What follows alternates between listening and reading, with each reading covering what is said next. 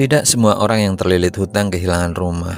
Tidak semua kehilangan usaha, tapi ada satu hal yang hampir pasti hilang: ketenangan keluarga. Saat bisnis bangkrut dan pembayaran mulai macet, saya mengira yang akan menghadapi semuanya hanyalah saya sendiri.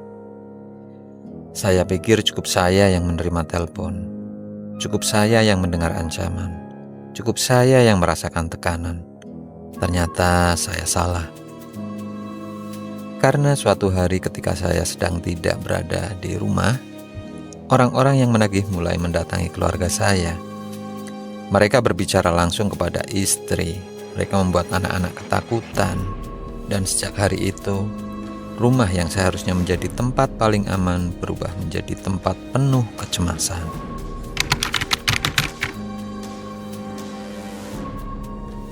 Setelah usaha pertanian gagal dan usaha utama ikut berhenti beroperasi, kondisi keuangan saya benar-benar runtuh.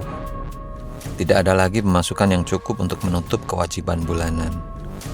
Setiap bulan jumlah tagihan tetap berjalan, sementara kemampuan membayar semakin menurun.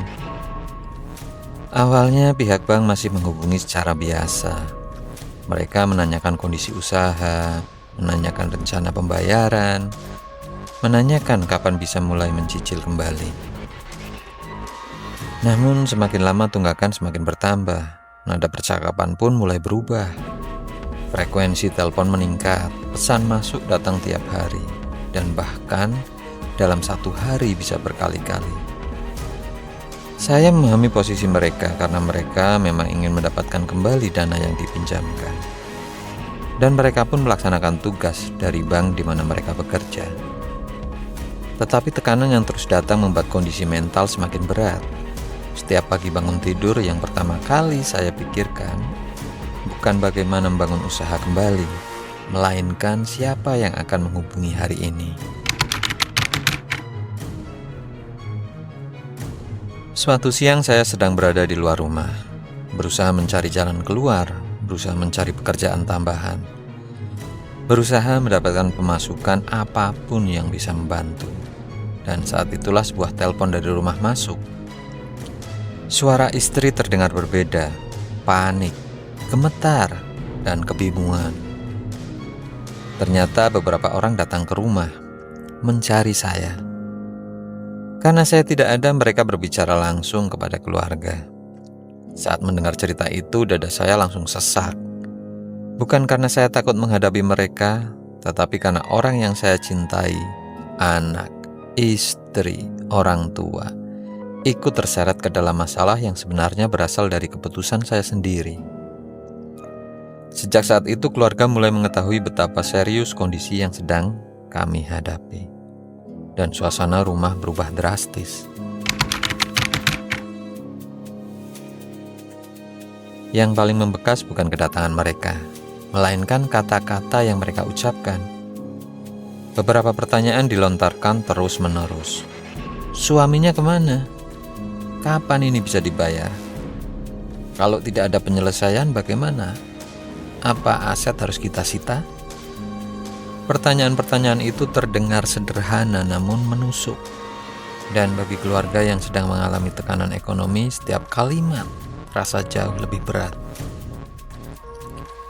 Istri mulai cemas. Takut jika suatu hari masalah semakin besar. Takut jika rumah didatangi lagi. Takut jika anak-anak melihat situasi yang tidak seharusnya mereka lihat. Saya berusaha menenangkan semuanya. Mengatakan bahwa saya sedang mencari solusi. Mengatakan bahwa semuanya akan baik-baik saja. Namun jujur saja, saat itu saya sendiri tidak tahu bagaimana semuanya akan berakhir.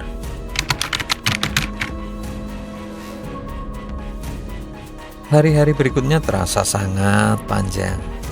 Telepon datang pagi hari, saat sarapan, saat bekerja, saat sedang istirahat. Pesan masuk terus berdatangan. Kadang siang, tak jarang juga yang malam.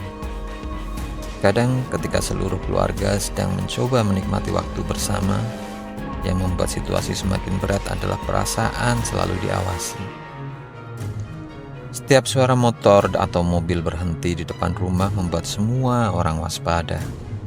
Setiap ada ketukan pintu, jantung langsung berdegup cepat.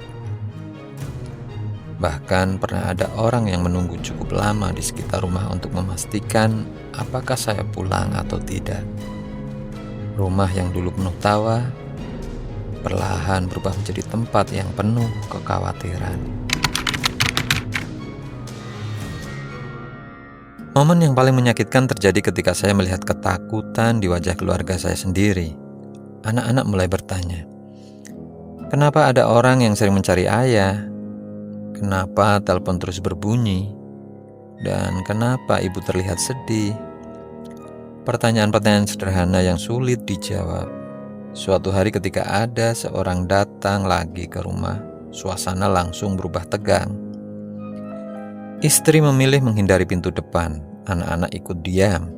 Mereka berkumpul di bagian belakang rumah. Ada yang masuk dapur, ada yang memilih berada di kamar mandi karena merasa lebih aman. Saat melihat itu semua, hati saya hancur.